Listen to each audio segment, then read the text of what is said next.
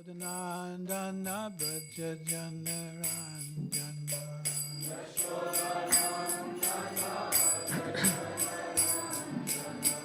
Yamuna Tira Vanachari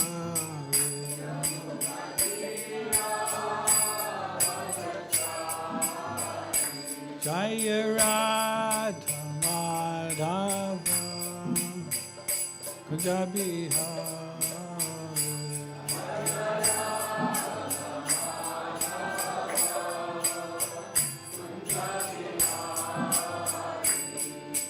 Gopi Jana Vallabha Girivaradha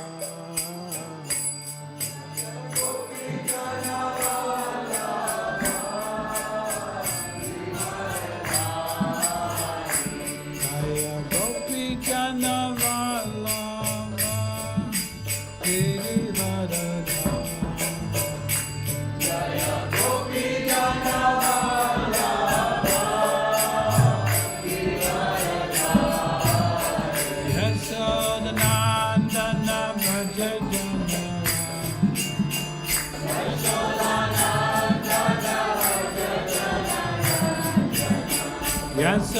Yasodanandana Braja Janaranjana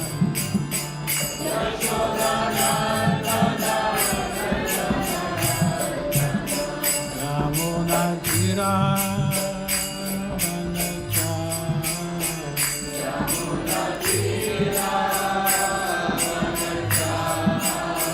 Yamuna Tira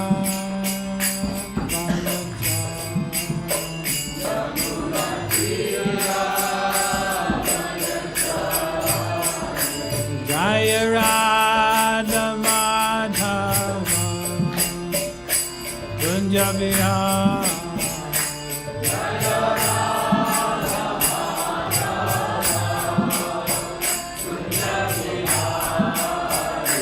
Jaya Radha Madhava Kunja Bihari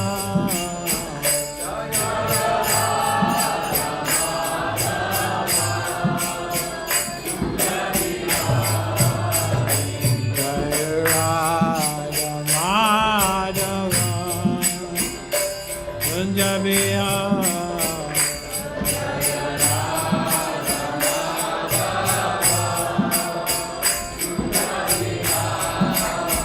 Hare Krishna, Hare Krishna, Krishna Krishna, Hare Hare, Hare Rama, Hare Rama, Rama Rama.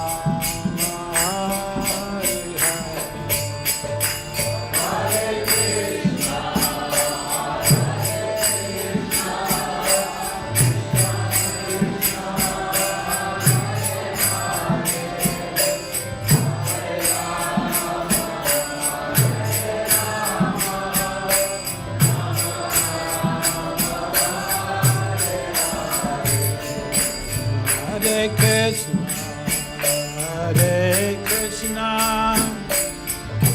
Krishna Krishna, Hare Hare, Hare Rama, Hare Rama, Rama Rama,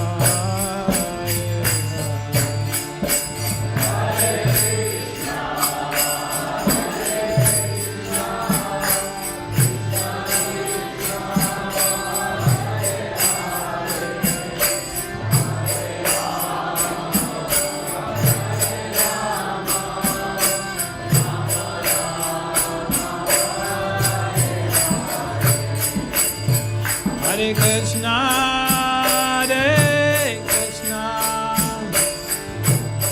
Krishna Krishna, Hare Hare,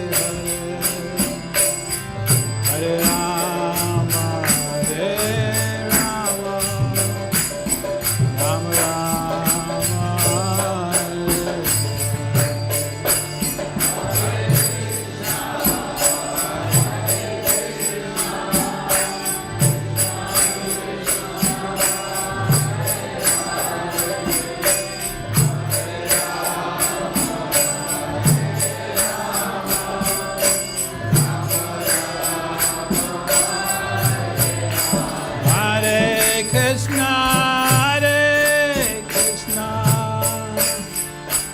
Krishna Krishna Hare Hare Hare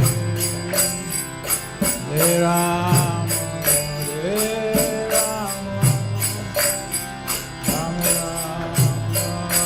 Hare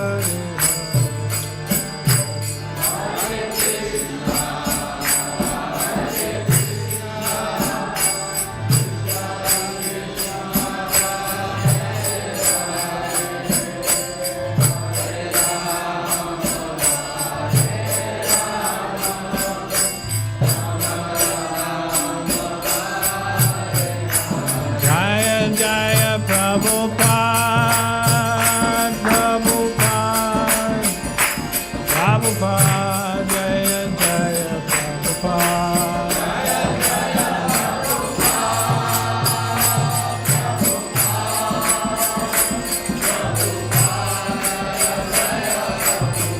Nitai Gaura Hare Bo Hare Bo Nitai Gaura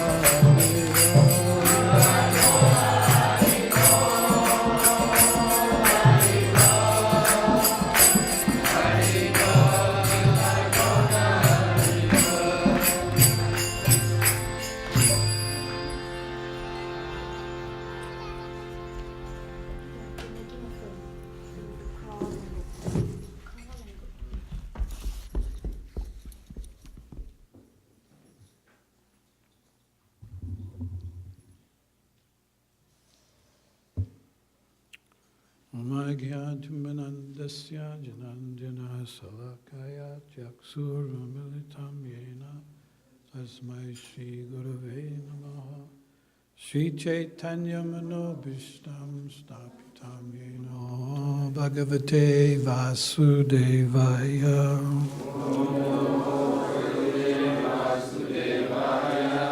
Om Namo Bhagavate Vasudevaya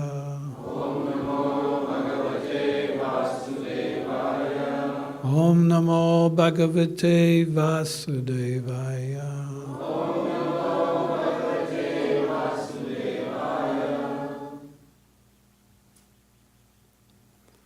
So I'm reading from the Bhagavad Gita, chapter 15, text number 1.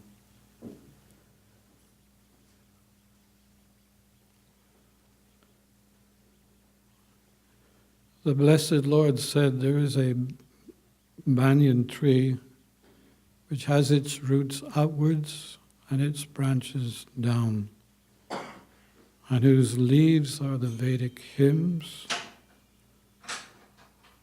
One who knows this tree is the knower of the Vedas. It's too high.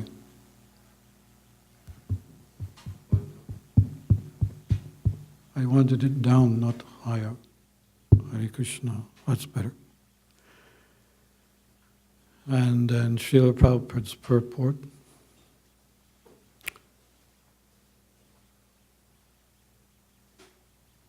There is no experience in this world of a tree situated with its branches down and its roots upwards.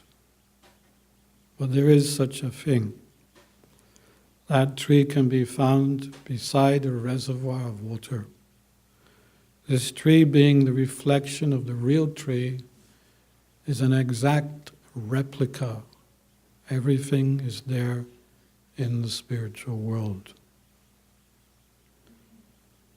We can see that the tree on the bank reflect upon the water with their branches down and their roots up. In other words, the tree of this material world is only a reflection of the real tree in the spiritual world. This reflection of the spiritual world is situated on desire, just as the tree's reflection is situated on the water. Desire is the cause of things. Being situated in this reflected material light, one who wants to get out of the material existence must know this tree thoroughly through analytical study, then he can cut off his relationship with it. The entanglement of this material world is compared here to a banyan tree. For one who is engaged in fruitive activities, there is no end to the banyan tree. He wanders from one branch to another, to another, to another. The tree of this material world has no end. And for one who is attached to this tree, there is no possibility of liberation. The root of this material existence grows upwards. This means that it begins from the total material substance, from the topmost planet of the universe. From there, the whole universe is expanded with so many branches representing the various planetary systems. The fruits represent the results of the living entity's activities, namely religion, economic development, sense gratification, and liberation.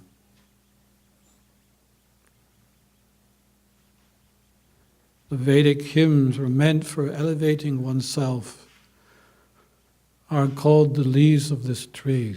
This tree's roots grow upwards because they begin from where Brahma is located, the topmost planet of the universe. If one can understand this indestructible tree of illusion, then one can get out of it.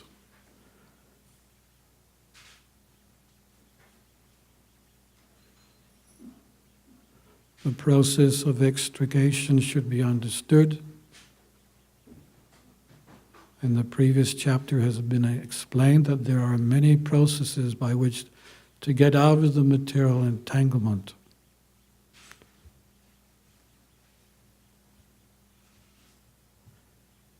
We have seen that devotional service to the Supreme Lord is the best way. Now, the basic principle of devotional service is detachment from material activity and attachment to the transcendental loving service of the Lord.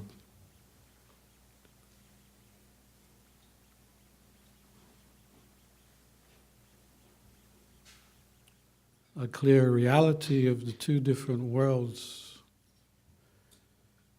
the difference between the material world and the spiritual world. The material world is the real tree laden with fruits of love of God. And this material world is a reflection of that life in the spiritual world. We're trying to imitate the life of the spiritual world. But real society, friendship, and love can only be had in the spiritual world. Here we're trying so hard to make a similar blueprint, but it is not possible. The more we try, the more frustrated we become. Therefore, this world, we're rotating through two different aspects of life. One is hankering, and the other is lamenting. We hanker for what we don't have, and when we get what we don't have, we lament because it doesn't give us exactly what we expected. So this is a constant hankering, lamentation, hankering, lamentation, hankering, lamentation, hankering, lamentation, hankering, lamentation, more hankering, more hankering, more lamentation, more lamentation. This is the upside down tree, the reflection of the spiritual world, the real tree. So Krishna consciousness is a means by which we can distinguish these two trees through analytical study, We can distinguish reality from illusion.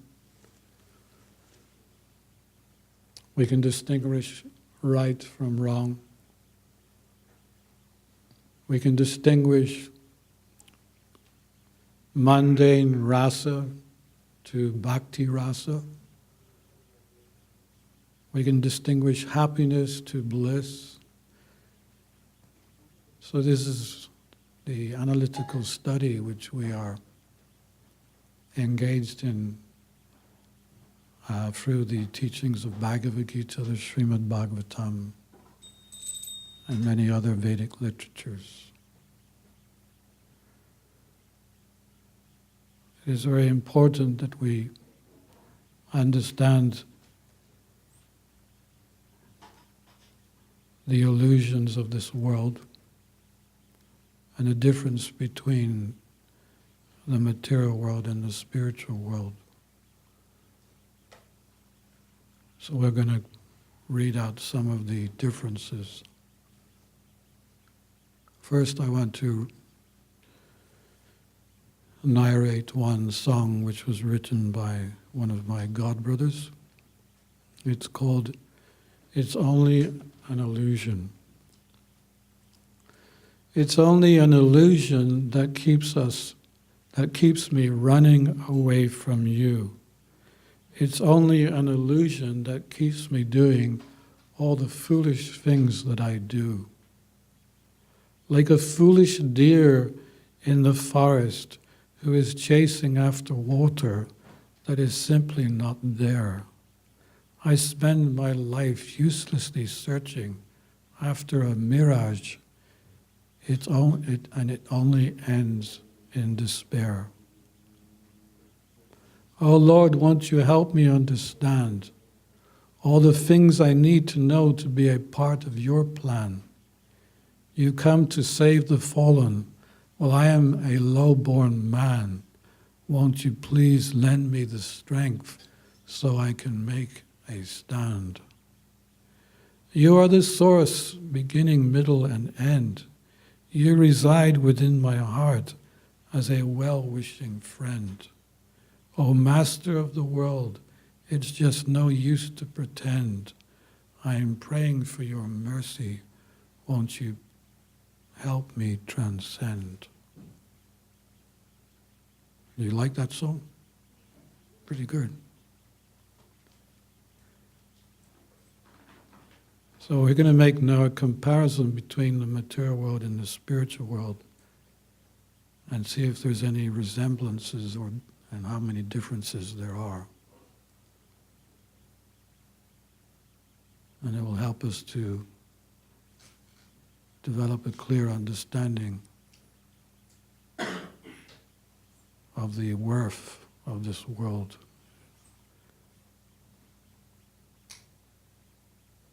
And distinguish the reality from the illusion. You can join in with these if you like. Would you like to do that? Well, all right. Go on. They're good. They're good to chant. So repeat. Material world. Temporary and miserable. Spiritual world. Permanent and blissful. Full. Material world. Contaminated. Spiritual world. Pure. Temporary jail. Permanent home. Birth, death, old age, and disease. Eternal youthful existence. Made up of material elements. Made up of pure spirit. Work to survive. Play for fun. Ownership. Home, money, car, etc. are mine. Ownership. Everything belongs to Krishna.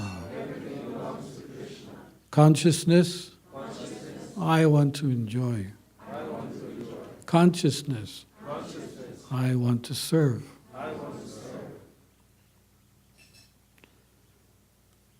Mentality. I am the master. Mentality.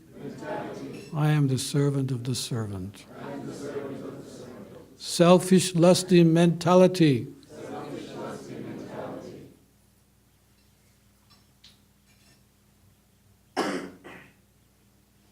Pure unconditional love. False ego. I am this body. True ego. I am spirit soul. I am the center of the universe. Krishna is the center of everyone's affection. Body, temporary. Body, eternal. Impure senses due to material context. Senses are pure by devotional service. Impure mind storing material desires.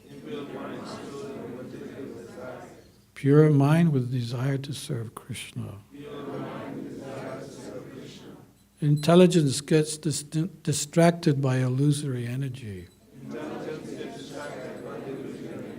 Intelligence fixed in the service of the Lord.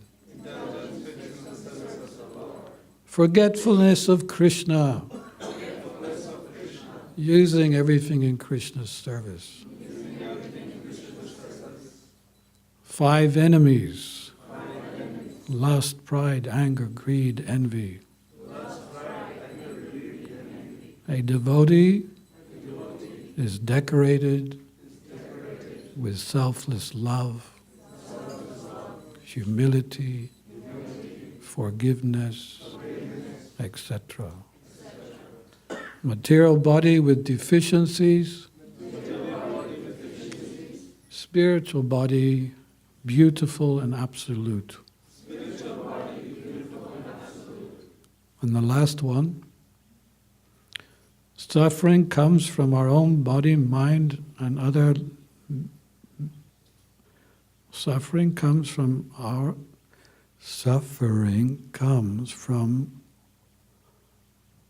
own body, mind, and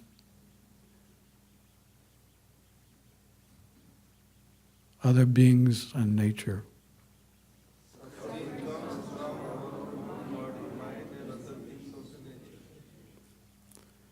No suffering,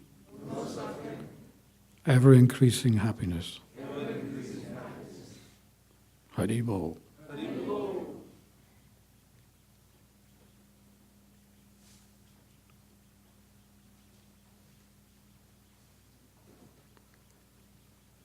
So these are the differences that we can contemplate on. And as we have concluded, at least I've concluded, that there's a world of difference between the material world and the spiritual world. And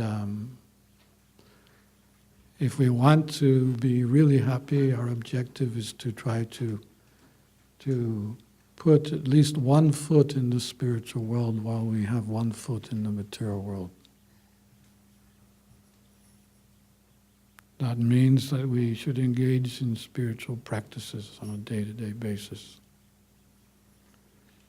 We are advised to chant the Hare Krishna mantra on our beats.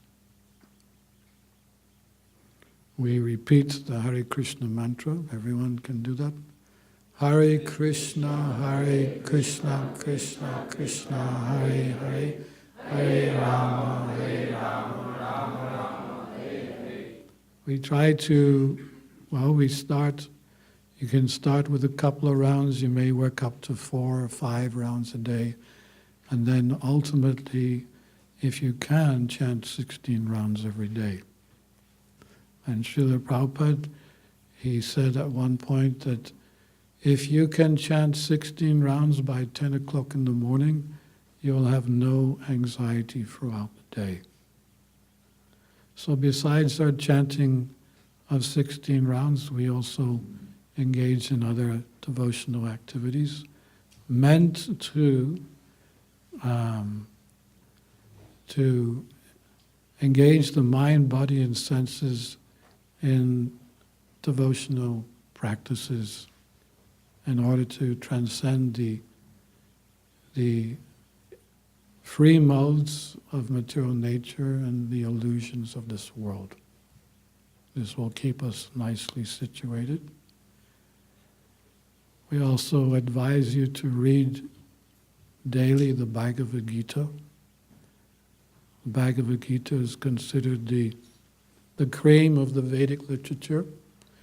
Krishna doesn't waste any time. In the second chapter, he goes right into the most important subject matter which is missing in material life, and which is the very thing that makes everything that they do a failure. And that is, Krishna explains that within the body there is a spirit soul, and that is our real self.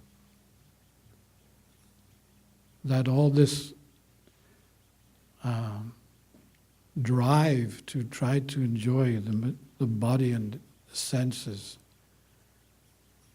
the mundane ras, is an absolute waste of time.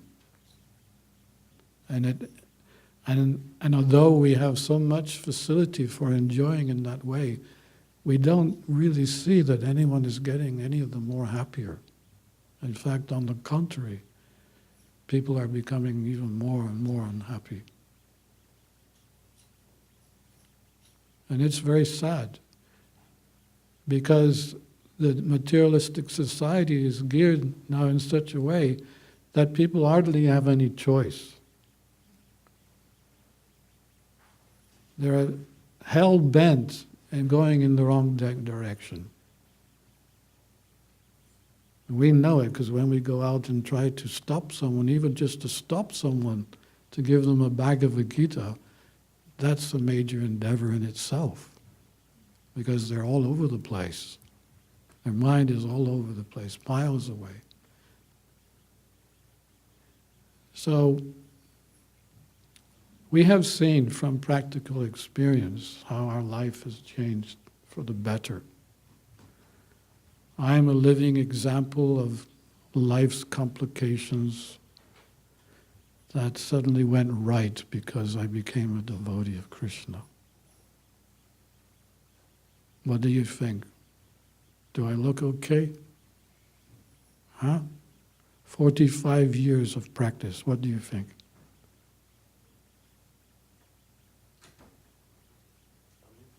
Huh?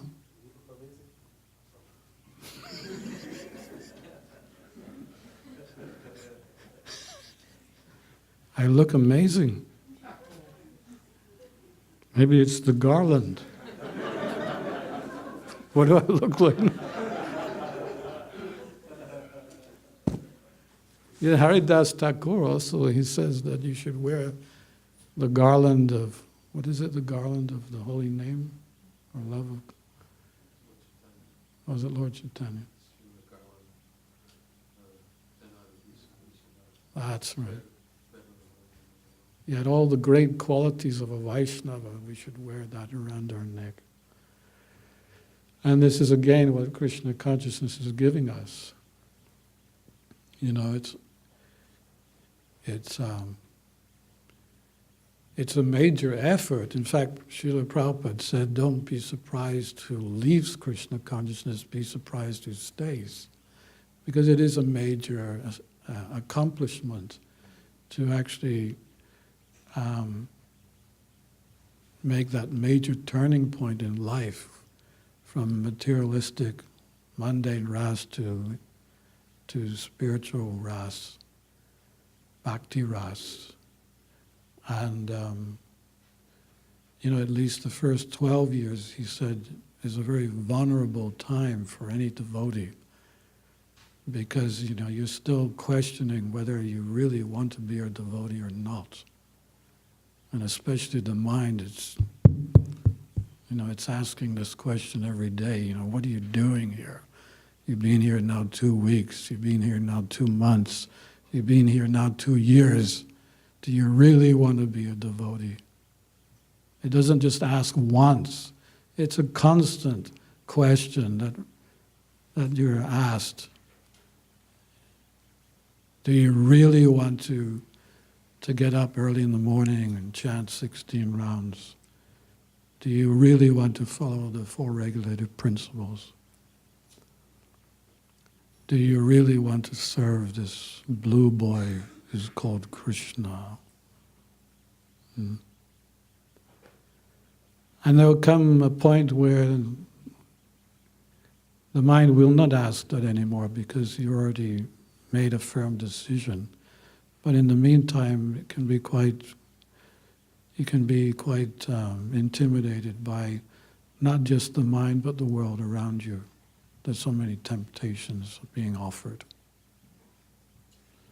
So it's a major feat, major task to become a sincere devotee. And therefore we shouldn't be surprised who leaves, but be surprised who stays, because that person who stays and continues that royal road back home, back to Godhead, he is very special, or she is very special. She is sincere, he is sincere. And he and she will be guided. Such devotees will be guided and protected by Krishna, just on the basis of being sincere.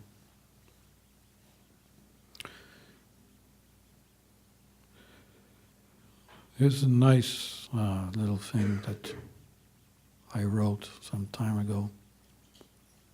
It's called An Interview with God. I dreamt I had an interview with God. So you would like to interview me, God asked. Well, if you have the time, I said. God smiled. My time is eternal. What question do you have in mind for me?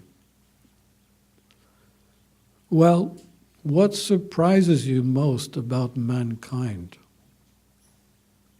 God answered, that they get bored with childhood, rush to grow up, and then long to be a child again. That they lose their health to make money, and then lose their money to restore their health. That by thinking anxiously about the future, they forget the present, such that they live in neither the present nor the future. That they have abandoned their commitment to raising children and exchange it for walking and talking to their cats and dogs. That they live as if they will never die, and die as though they had never lived. And then I asked, as a parent, what are some of the life's lessons you want your children to learn?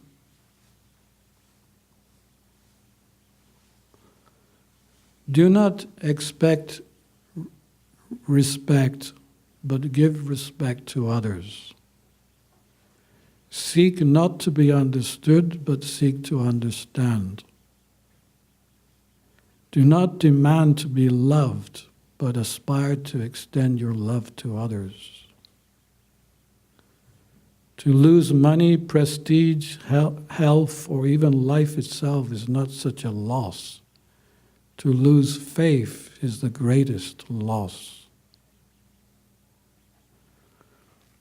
Well, is there anything else you would like your children to know? For my devotee, death is not the end, but just the beginning of entrance into a realm of eternity. But for the atheist and the materialist, death is simply an end of everything that they identify with, thinking it is everlasting.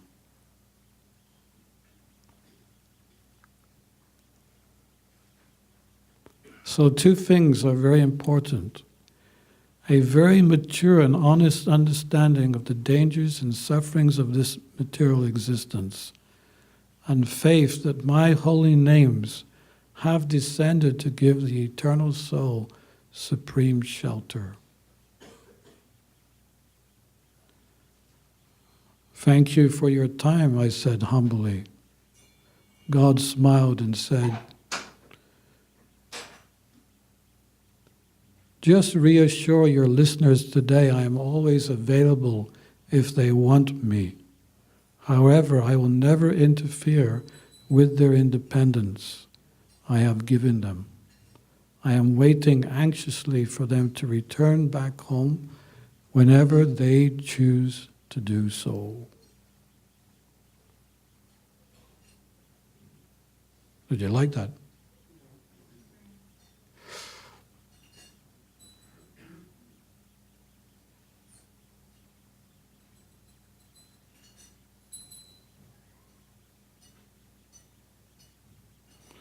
So this gives a clear, from where God is standing, I mean, this is very, very interesting. Because from where we're standing, we have a whole different perspective of life. Under that illusory energy, we're thinking in a completely different way. But from where God is standing, He's looking down on us, and He's watching our activities, but consider them very strange, to say the least. And in fact, when we return to the spiritual world and remember all the hardships we went through in the material world, we'll also be very surprised why we were down there for so long. Because the beauty and the tranquility and the freedom of anxiety in the spiritual world is so profound that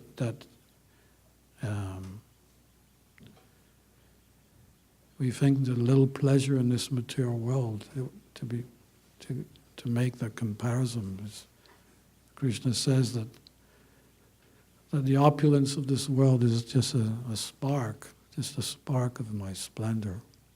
So when we see the splendor of the spiritual world, we question why we even came here. What a horrible place. One time Srila Prabhupada was having a massage. One of my godbrothers, Gargamuni, was massaging him one evening. No one else was around during that time. Prabhupada would tend to reveal certain things which he would not reveal to a group of devotees, but to one humble servant he would maybe start talking very intimately. And one night he spoke to Gargamuni as he was massaging him. He said, yes, I was in the spiritual world. And one day Krishna came to see me. And he said, I want you to go to the material world and do some preaching. Prabhupada said, I replied to Krishna, oh no, not that horrible place. Not that horrible place, the material world. I don't really want to go there. And then he said, but Krishna reassured me. He said, it's okay, I will arrange everything for you, but please go, and I need this service. I need you to do this service. And then Prabhupada agreed to come. And he did come. And he did what Krishna asked him to do. And this is why we're sitting here today.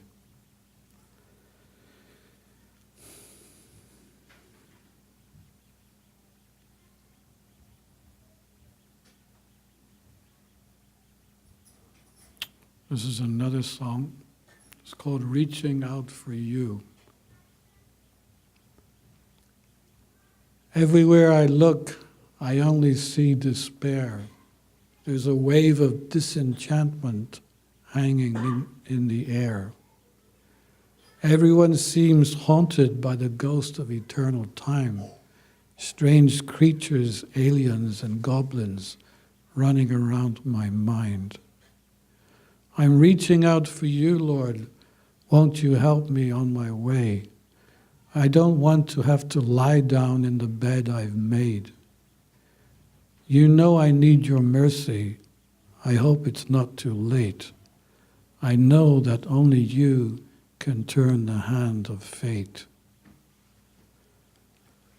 Still, somehow or other, I think that I'll enjoy. Find myself in the hands of a woman dancing like a little toy. Now I am stuck at the bottom of a deep, dark well. When I make it out of here, I doubt if anyone could tell.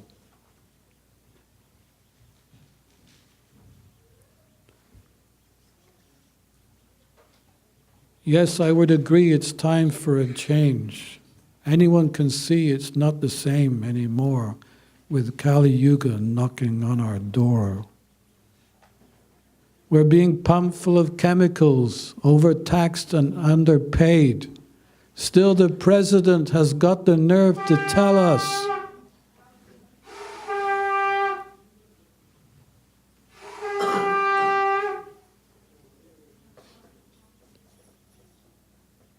we're being pumped full of chemicals, overtaxed and underpaid.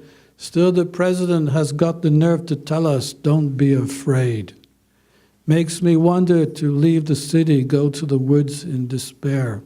I'm just wondering how long it'll be till I get out of here.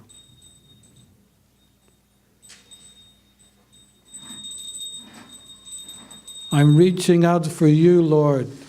Won't you help me on my way? Don't want to have to lie down in the bed I've made. You know I need your mercy. You know it all too well. I know that only you can save me from this hell.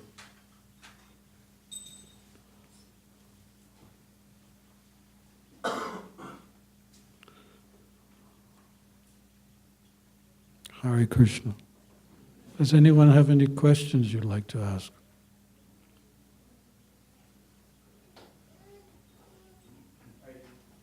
It's not really related, but I was just curious why there's certain songs that we don't sing at the temple whenever we go on to the Hare Mountain.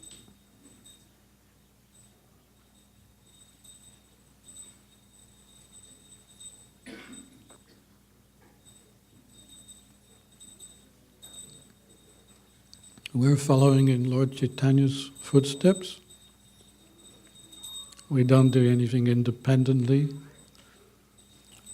We're also being guided by Srila Prabhupada, who's given us directions on what to do and how to do in different services of bhakti.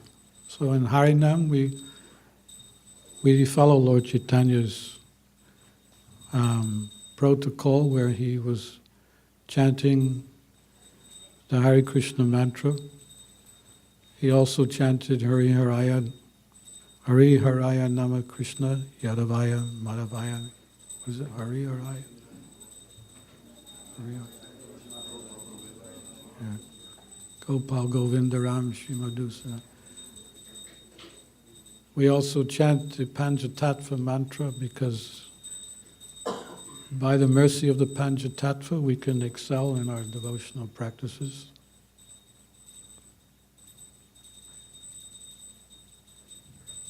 Many years ago, I had a phone call from one lady.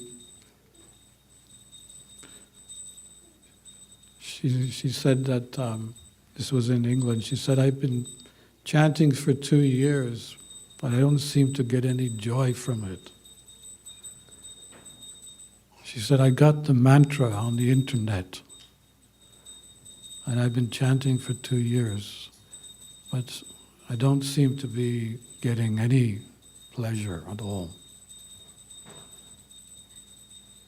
So I was speaking to her and asked her if she was chanting the Panchatantra mantra. And she said, no, I've never heard of that mantra. So I taught her the mantra. After 2 weeks, she phoned me back. She said, you know, since chanting the Panchatantra mantra, I've been in ecstasy. It was almost the culmination of those 2 years chanting has caught up to me. So this is the importance of chanting the Panchatantra mantra. It's Lord Chaitanya, Lord Nityananda, they're very merciful to the devotees who sincerely chant. And even if they chant with some offenses, those offenses can be nullified by their mercy. So our Harinams are very simple.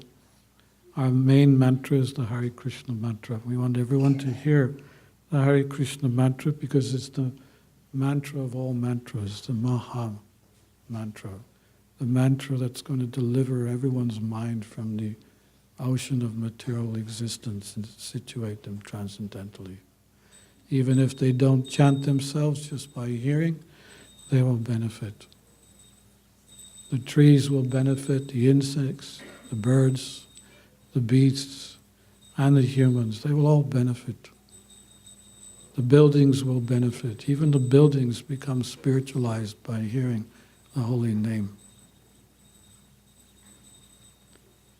This building has certainly become spiritualized by the presence of the deities, the holy name, and it's saturated with bhakti. And we can see the difference. You go into any other building in this city, the same street, same kind of building, but there's a different atmosphere. This is the power of bhakti ras. Is that okay?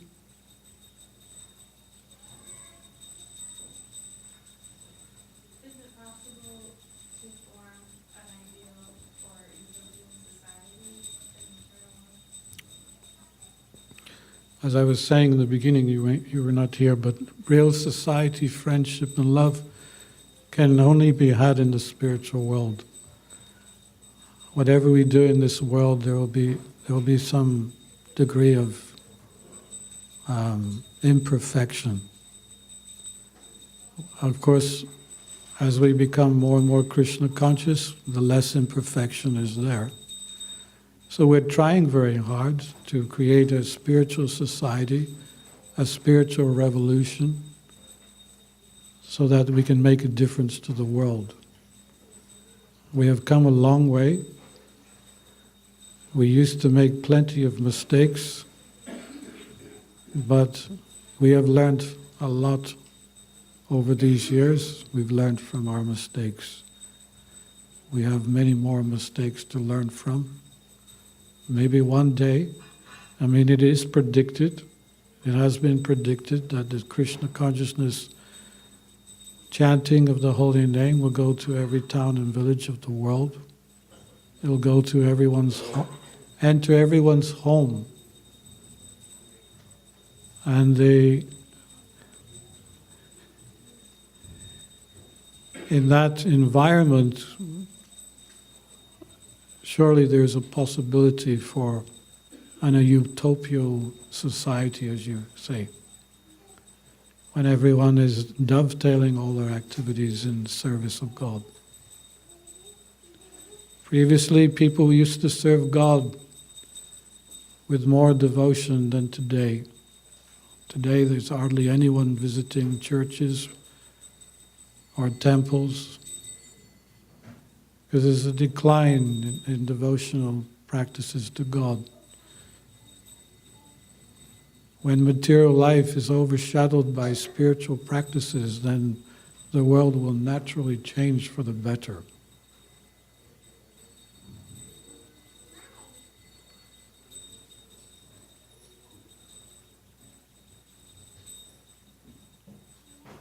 You want to help? Would you like to help? Yes,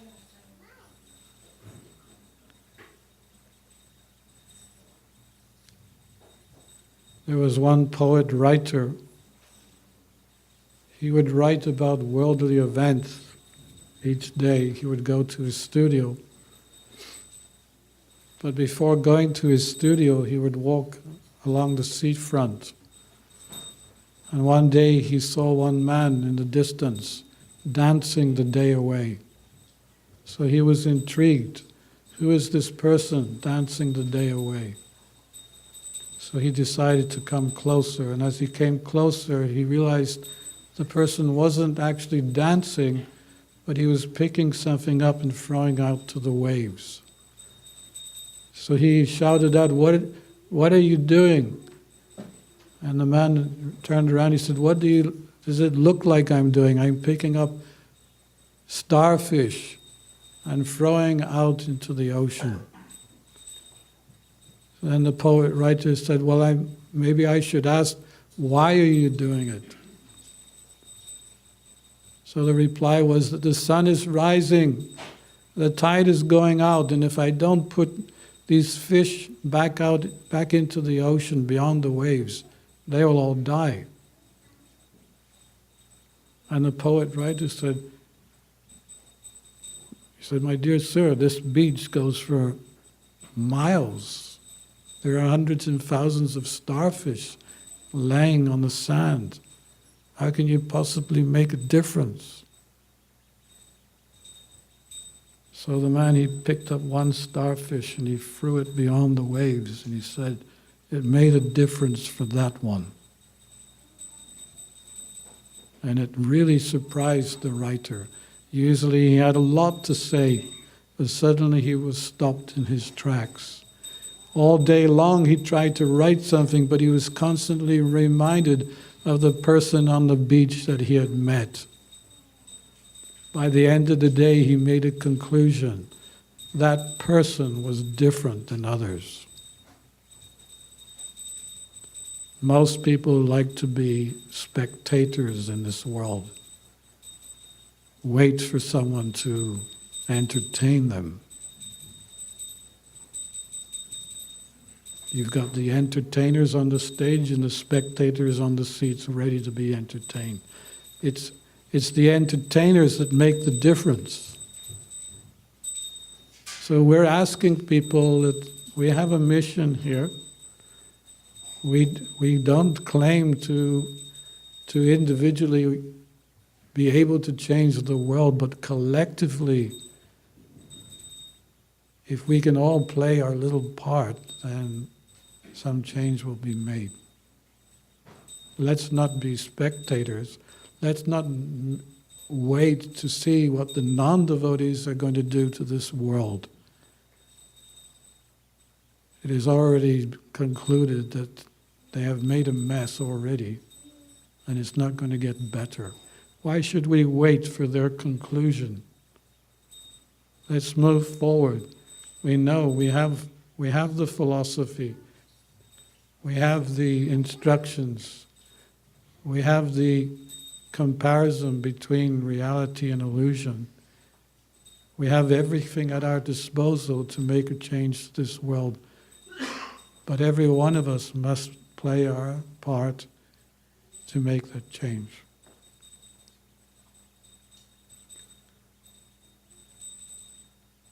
So now it's the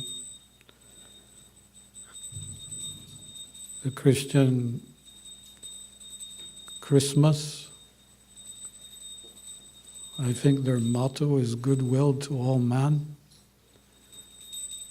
So we have a lot of Bhagavad Gitas in stock. We would like you to take one Bhagavad Gita. If you want to make a difference to the world, take one Bhagavad Gita with you and give to one of your friends or relatives, and that will certainly make a difference.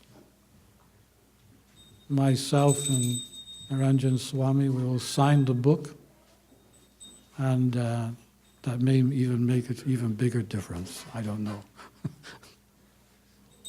Do you have any books? Yeah, bring them in. How much are they?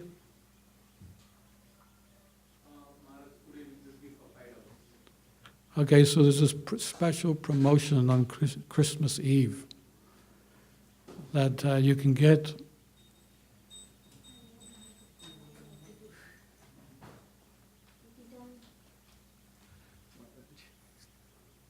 Can you just wait for that a minute? Just 1 minute?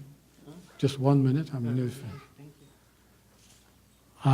We're making a special presentation of the Bhagavad Gita for $5. You can get.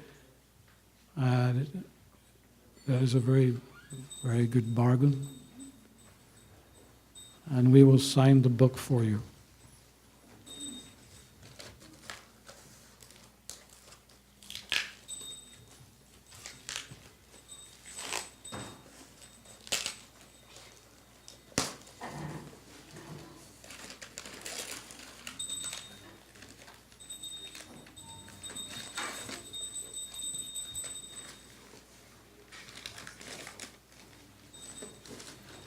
And who else can hold up a book and say the contents of this book is 160 million years old?